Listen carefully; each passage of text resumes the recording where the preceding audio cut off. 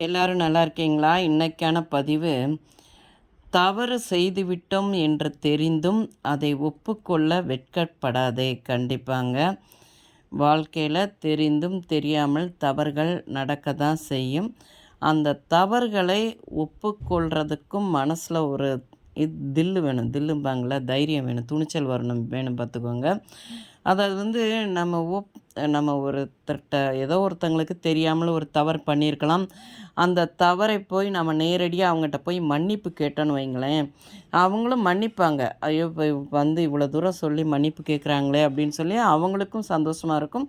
நமக்கும் மன நிறைவா இருக்கும். நம்ம போய் அவங்கட்ட மன்னிப்பு கேட்டுட்டோமே அப்படின்னு சொல்லிட்டு.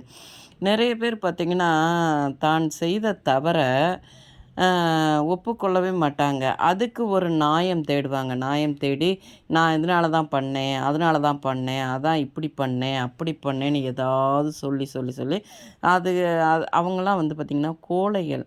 கோழைகளுக்கு தைரியங்கிறது கிடையாது. வாய் மட்டும் பேசுவாய்ங்க. பேசிட்டு இந்த மாரி தவறுகள ஒப்புக்கொள்ள மாட்டாய்ங்க.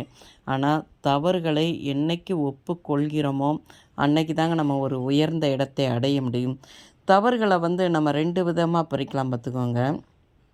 சாதாரண ஒரு மனுஷன் வந்து ஏதோ ஒரு பிழையான சிந்தனையால ஏற்படும் தவறு.